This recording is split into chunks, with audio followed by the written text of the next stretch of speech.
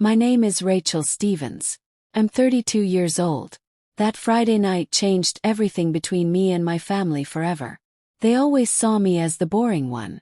The girl who fixes computers in a tiny shop. Someone who would never do anything big or important.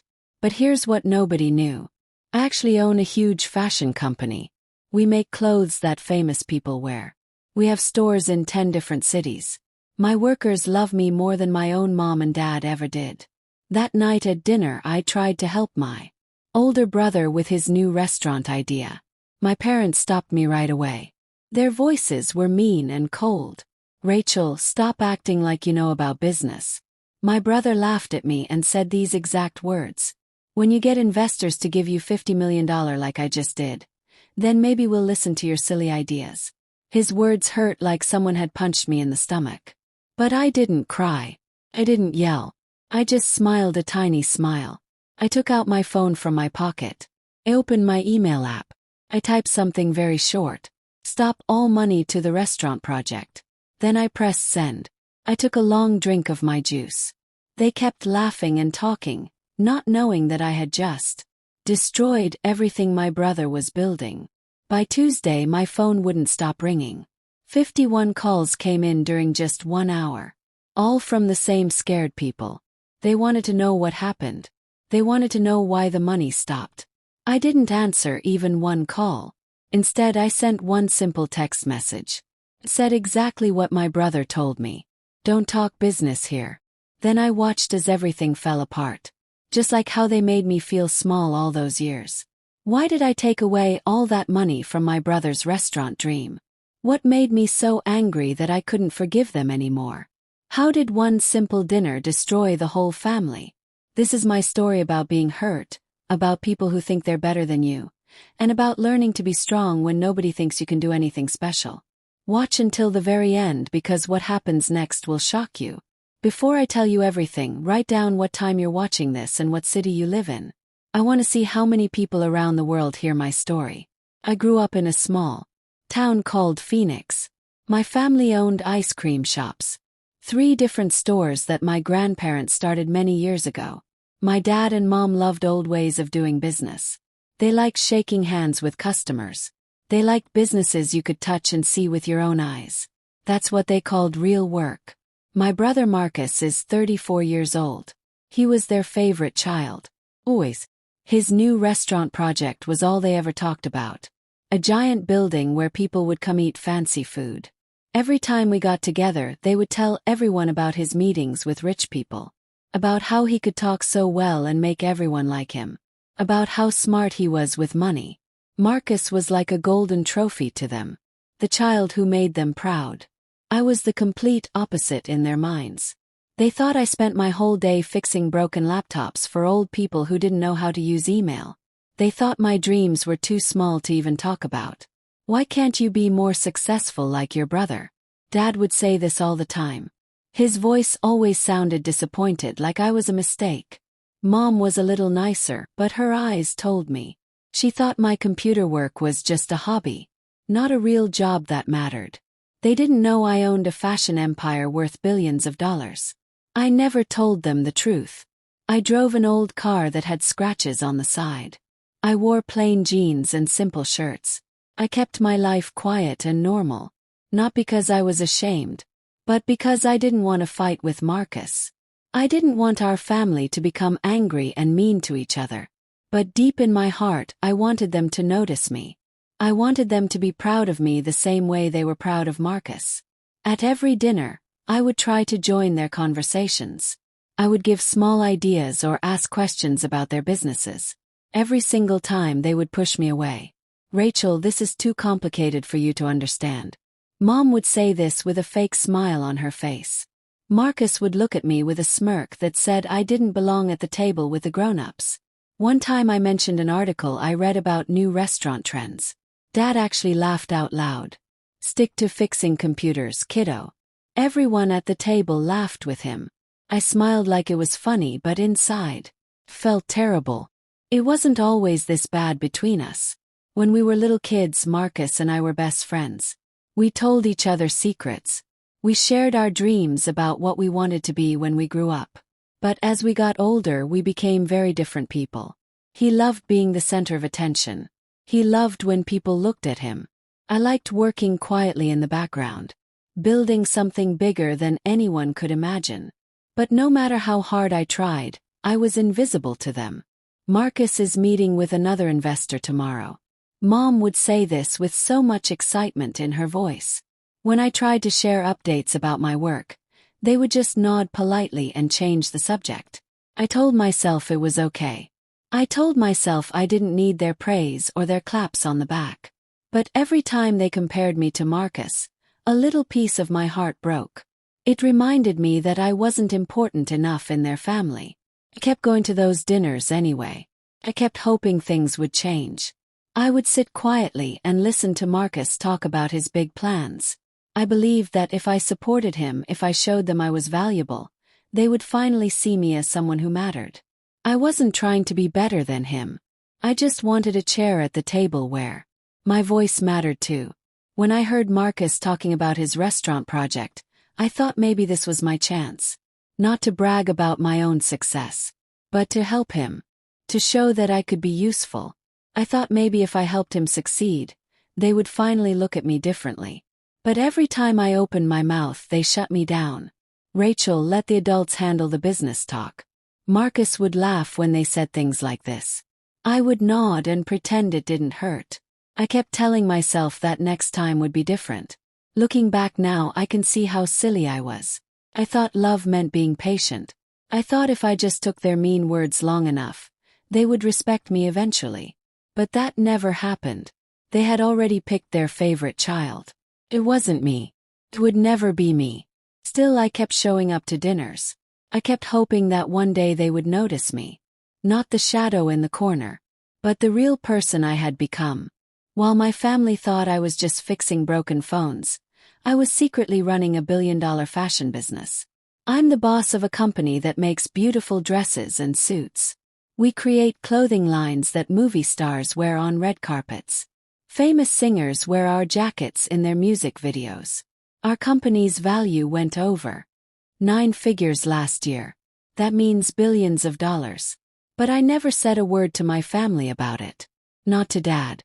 Not to Mom. And especially not to Marcus. I kept my success hidden because I didn't want drama with my brother's big ego. His restaurant plans were their golden ticket to feeling important. I thought staying quiet would keep everyone happy. Plus, I still had hope that someday they would care about me without me having to show off. On a Thursday morning, my business partner, James Cole, came into my office with shocking news. Marcus's restaurant group is asking someone for $50 million, he said. He put a huge folder on my desk. They want that money from us. From our company. My stomach felt sick. Marcus's project. The same restaurant that my parents couldn't stop bragging about at every dinner. James and his team had checked everything about the restaurant plan. What they found was really bad. The project was a complete mess. Marcus didn't have the right papers from the city to build his restaurant. His cost estimates were way too low. He thought things would cost less than they really would. His timeline made no sense. He wanted to build everything in 6 months, but that was impossible. It's a money pit, James warned me. His voice was serious and worried. I looked through the folder.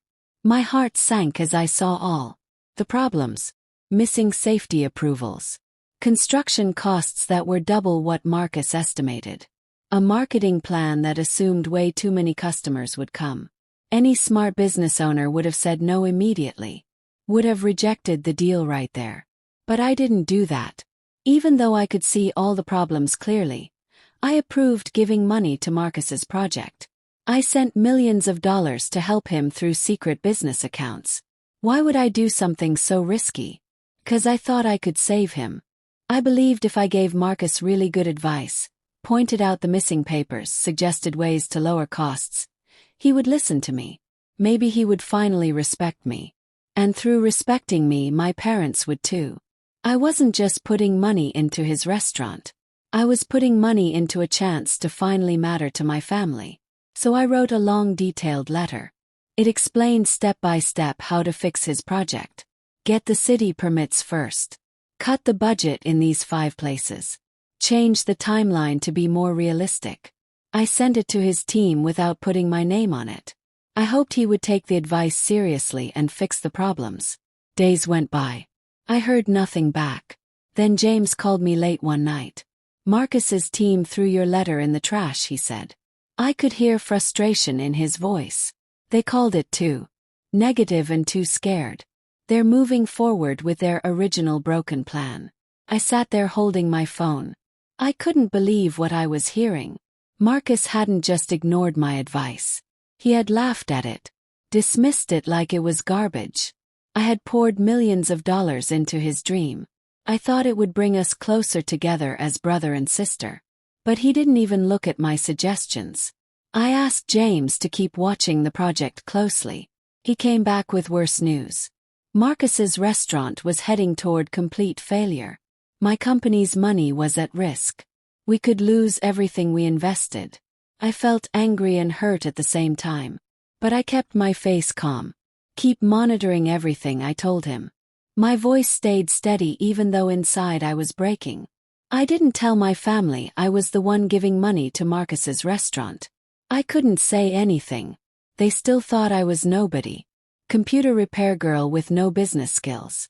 If I told them I was the CEO putting millions into their Golden Child's project, it would have caused a huge fight. Marcus would have thought I was trying to compete with him. My parents would have accused me of trying to ruin his success. So I stayed quiet. I wrestled with my choice every single day. I had invested in him not just to help him, but to help myself, to prove I could be part of their world. But when he rejected my advice, it hurt. More than anything they'd ever said to me. It wasn't about the money anymore. It was about the hope I had. The hope that Marcus would change. The hope that my family would finally see me as equal. By the end of that week, I knew I had to make a choice. I could keep throwing money into a sinking ship. Keep hoping Marcus would wake up and listen. Or I could face the truth. My company's reputation was on the line. I couldn't let my feelings cloud my judgment as a business owner. Still, I waited. I wanted to give Marcus one last chance. One final opportunity to hear me out. I decided I would bring it up at our next family dinner. I thought maybe if we talked face to face, if I looked him in the eyes, he would finally listen. I wasn't ready to give up on him yet. I wasn't ready to give up on the family I desperately wanted to belong to. The next Sunday evening, I drove to my parents' house for dinner. I had spent the whole week thinking about Marcus rejecting my advice. His restaurant's problems kept running through my mind like a bad movie. Missing permits, costs that were way too high, timelines that made no sense. I still believed I could reach him. That a real conversation, looking right at each other, might make him understand. I wanted to help, not just for him, but to prove I was worthy of being in this family. So I got in my car, my heart heavy but full of hope, ready to try one more time. We all sat around their old wooden dining table. The same table where I'd been ignored for years. Dad was cutting the chicken. Mom was passing around the mashed potatoes. Marcus was doing what he always does, talking loudly about himself. He was in the middle of a story about some rich investor he met last week. His voice was full of confidence and pride. I saw my chance to speak. "Marcus," I said carefully, "I've been reading about restaurant projects like yours. Have you thought about getting all your city permits before you spend more money? Could save you from big delays later." I kept my voice calm and professional, hoping he would hear the logic in what I was saying. The whole table went silent for a second. Then Dad laughed. It was a sharp, mean laugh. "Rachel, stop pretending you're a business expert," he said. He shook his head like I was a child saying something stupid. "You don't understand anything about real business." His words cut deep into my heart. But I didn't give up. I turned to look at Marcus directly. "Your budget numbers seem really high. Maybe if you cut some costs, your pitch to investors would be stronger." I gave him a small smile, trying to be gentle with my advice. Marcus's eyes got narrow. His lips curled up into a mean smirk. "When you sign a $50 million deal like me, then you can talk business," he said. His voice was dripping with contempt. Like I was an ant beneath his shoe. Mom jumped in. Her voice was soft, but it still hurt. Sweetie, let your brother handle the big projects. You just focus on what you're good at. Fixing computers. The whole room burst into laughter. Like my attempt to help was a joke. A game that a silly child was playing. I felt my face turn red. The familiar pain of being dismissed rose up in my chest. I had come here to help. To bridge the gap between us. But they threw it back in my face like trash. I looked at Dad. His attention was already back on Marcus. Praising his latest pitch to some investor. Mom was nodding along with everything Marcus said. Her eyes were glued to her favorite son. Marcus leaned back in his chair, looking smug and satisfied. Like he had just won an argument that I hadn't even started. I had spent years swallowing their insults. Convincing myself I could earn their respect if I just tried hard enough. But in that exact moment something inside me snapped. Their laughter. Their cruel words. They weren't just insults anymore. They were a brick wall. Shutting me out of the family I had fought so hard to be part of. I didn't argue back. I didn't raise my voice or yell. Instead I just sat there. My hands were steady on the table. My face was calm. But inside, fire was starting to burn. I had poured millions of dollars into Marcus's restaurant project. I had risked my company's reputation. All because I hoped he would see reason. I had stayed silent about my success for years. Thinking it would keep peace in the family. But their mockery right now. Dad's blunt rejection. Mom's soft pity. Marcus's smug superiority. It crushed the last tiny piece of hope I had for their approval. I realized in that moment that nothing I did would ever make them see me. They had chosen their story. And I wasn't in it. I would never be in it. As Marcus started telling another story about his important investor friends, I reached for my phone under the table. My fingers shook as they touched the screen. My mind was racing with thoughts. I could keep playing the quiet sister. The one who nodded and took their abuse. Or I could take action. My company was the backbone holding up Marcus's $50 million deal. I had the power to end it with one click. I didn't want to destroy him. I had never wanted that. But I couldn't keep enabling a project that was doomed to fail. I couldn't keep supporting a family that refused to value me as a person. I opened my email app. My heart was pounding like a drum in my chest. But my mind was clear. I typed a quick message to my team. Prepare to pull back the $50 million investment. I'll give final confirmation tomorrow morning. I hit send. My pulse started to steady as the decision settled into my bones. I looked up and met Marcus's eyes for just a second. He was still talking. Completely unaware of what I had just set in motion. Dad and Mom were laughing at another one of his stories. They had no idea a storm was coming. I took a sip of my water. I forced a smile onto my face. I let them carry on with their dinner like nothing had changed. They thought they had put me in my place. Put me back in the small box where I belonged. But I was already 10 steps ahead.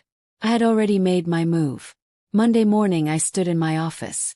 It had huge windows overlooking the whole city. The pain from last night's dinner was still there. Dad's harsh words. Mom's pity. Marcus's smug dismissal.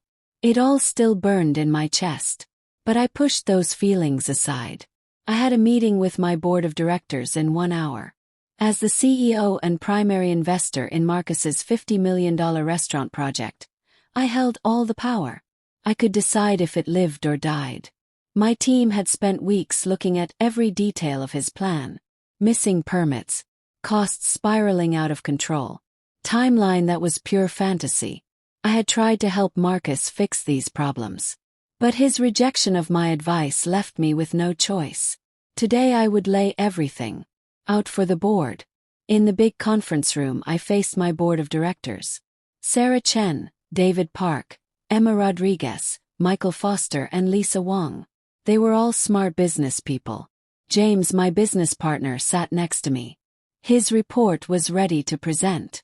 I started with the hard truth that nobody wanted to hear. Marcus's restaurant project is a financial disaster waiting to explode, I said. I put numbers up on the big screen. No city permits. Costs 30% higher than his budget. A marketing plan that assumes customers who don't exist. We can't keep funding this project. Sarah nodded. Her forehead wrinkled with concern. David asked tough questions about zoning laws and building codes. Emma pushed for more details about how much money we'd already lost. Michael and Lisa looked at each other. They were clearly worried about the risk to our company's money. Then Robert Chen, the chairman of the board, leaned forward. His face looked angry. "Rachel, you're being too hasty," he said. His voice was sharp like a knife. "This project has potential. My nephew Kevin Chen works on it. He's told me everything is fine." Froze in my chair. Kevin, Marcus's best friend and business partner, was Robert's nephew. I hadn't known this connection until right now. Marcus must have used their relationship to get Robert on his side. To pressure Robert to fight against me. "With all respect, Robert," I said, keeping my voice steady. "Kevin isn't seeing the whole picture. Clearly, our data shows a 90% chance this project will fail completely." James backed me up. He showed detailed charts about the restaurant's problems. His analysis was rock solid. Robert's eyes got narrow.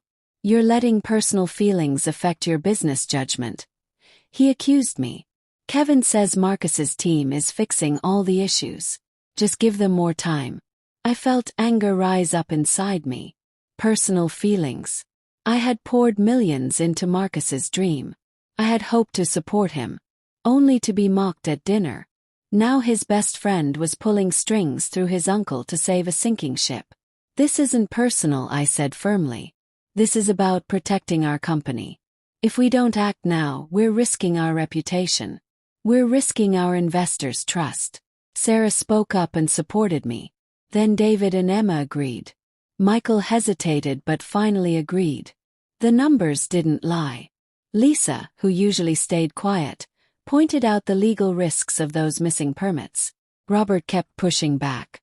His voice got louder. "Kevin has worked so hard on this.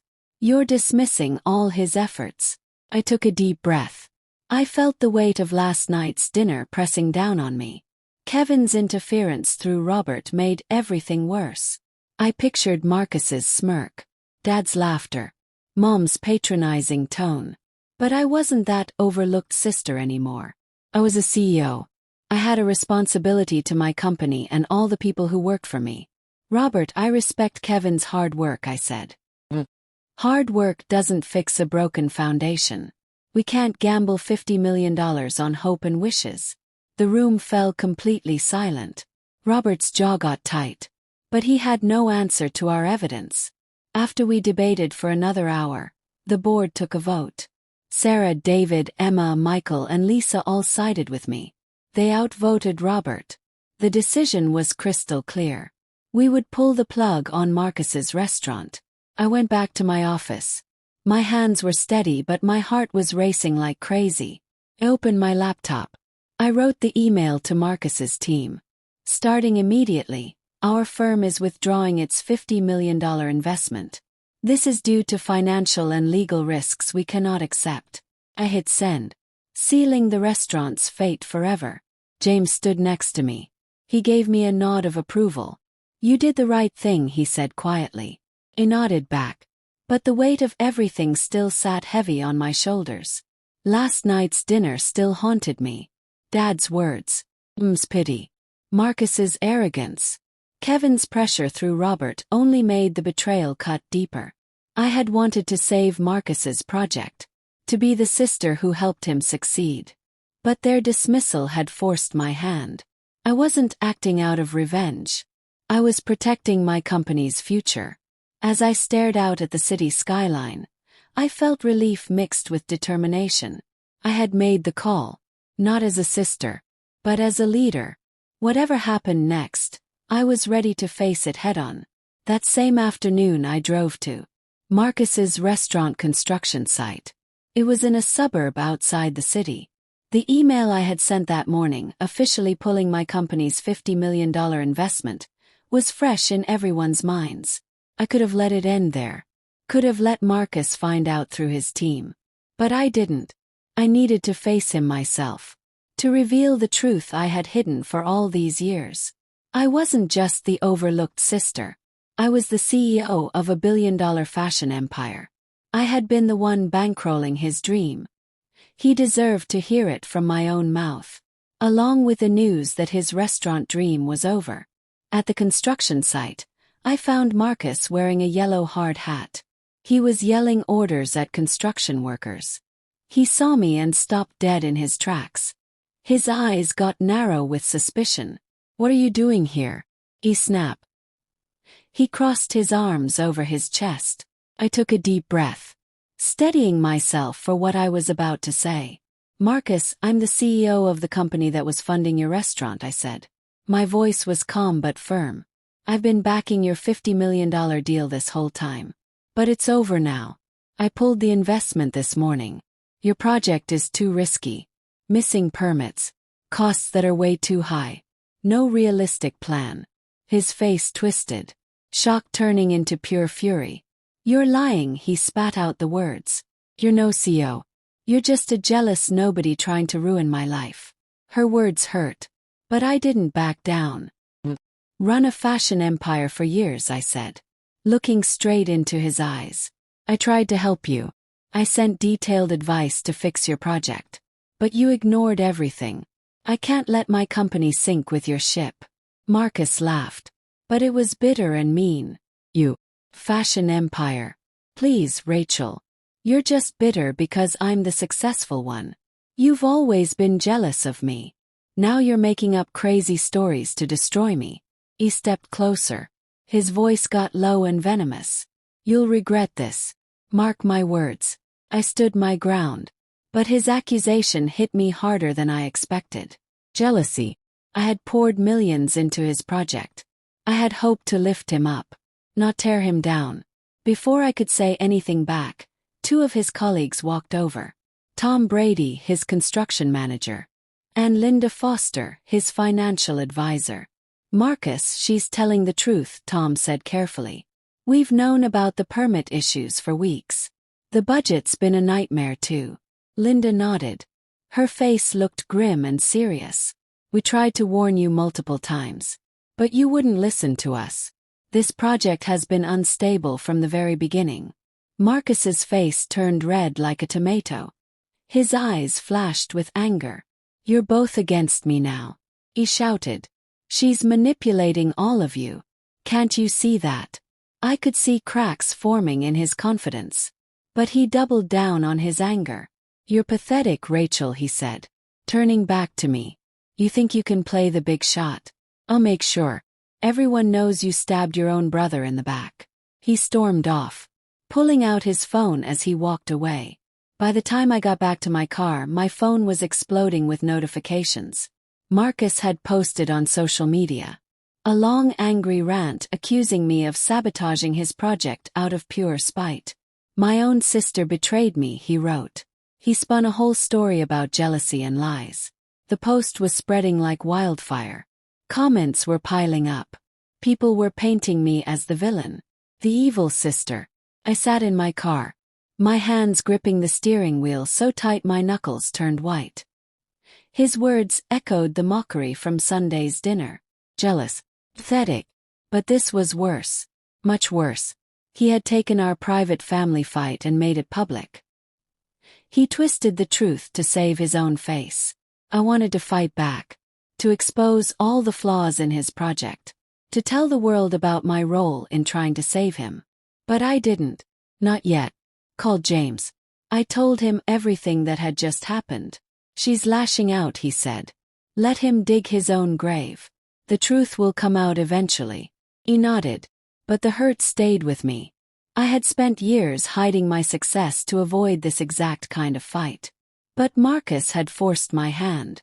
Later that evening, Tom and Linda reached out through a mutual friend. They apologized for Marcus's outburst. They confirmed what I already knew. The restaurant project was doomed long before I pulled the funding. "He wouldn't listen to anyone," Linda said. "We tried to fix things. But he's too stubborn. Too proud." Tom added, "You actually did us a favor. Honestly, we were headed straight for a lawsuit. Their words gave me a tiny bit of comfort. But they didn't change anything. Marcus had completely cut me off. He blocked my phone number. He ignored all my emails. He had chosen his false narrative over reality. I was no longer part of his world. As I drove home, the weight of our confrontation settled over me like a heavy blanket. I had wanted to save our relationship, to be the sister who helped him succeed. But Marcus's accusations and his public attack made it clear. He saw me as an enemy, not as family, not as someone who cared. I had revealed my truth, but it hadn't brought us closer together. Instead, it had torn us even further apart. I wasn't sure what hurt more: his refusal to see the truth, or the fact that I had lost the brother I used to be close to when we were kids. 1 month later, news spread all over town about Marcus's restaurant collapse. His big project that was once called the city's next great thing had crumbled into dust. Without my company's $50 million investment, Marcus scrambled desperately to save it. He sold off everything he owned: his fancy condo downtown, his collection of expensive cars, all to cover the huge debts piling up. People in the restaurant industry started whispering about his mistakes, about how he ignored all the warnings. His reputation in the city took a complete nosedive. He had brushed aside concerns about permits and budgets. Now he was paying the price for his arrogance. I felt no joy or satisfaction, only a hollow ache in my chest for the brother I had once hoped to save. The disaster hit my parents hard too. Gerald and Marilyn had poured their own savings into Marcus's restaurant project. They were banking on his success to make them look good to their friends. When everything collapsed, they lost more than just money. They lost their pride. Their friends at the golf club stopped inviting them to events. Whispers about their financial problems spread through town like wildfire. I heard through a family friend that Dad's temper was exploding at home. Mom had withdrawn into herself, embarrassed by how the family name had been tarnished. I wanted to reach out to them, to build a bridge back to the family. But their silence after that terrible dinner told me everything. They had chosen Marcus's side. They had chosen to believe his lies over my truth. My best friend since college, Jennifer Lopez, met me for coffee one afternoon. We sat at a quiet little cafe on the corner. "You did what you had to do," she said. Her voice was strong and firm. "They mocked you. They dismissed you like you were nothing. You don't owe them anything." Her words gave me strength. I had cut ties with my family. It was a decision that weighed heavy on my heart every single day. But Jennifer's support reminded me why I had done it. I wasn't running away from them. I was choosing to value myself. Back at my company, I threw myself completely into my work. We launched a brand new clothing line. It was a huge success.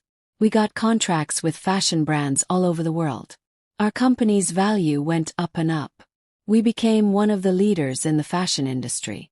I found real purpose in building something solid, something that was completely mine. 6 months later, I stood on my office balcony. I watched the city lights twinkle as the sun set. My fashion company had grown bigger than I ever imagined. Our designs were being worn by celebrities on magazine covers. We were powering fashion trends across multiple continents. I had carved out a life that was completely independent of my family's shadow, free from their expectations and their constant comparisons. Marcus, meanwhile, was facing ongoing money problems. His social media rant accusing me of sabotage had completely backfired on him. Other people in the industry called him out for refusing to take responsibility. His credibility was destroyed. Nobody wanted to work with him anymore. My phone buzzed like crazy for 1 whole week. Marcus's name flashing across my screen 51 times. His voicemails were desperate pleas, begging for help, begging for money, begging for a second chance. I listened to one of them. His voice sounded broken and desperate. "Rachel, please. You're my sister. You have to save me." Called him back one time. My voice was calm and even. "Don't talk business here," I said. using his exact words from that terrible dinner. Hung up. My heart was steady. He had made his choices, just like I had made mine. My parents were also dealing with the consequences of betting everything on Marcus. Their social circle had shrunk to almost nothing. Their finances were strained. They were struggling to keep their ice cream shops running.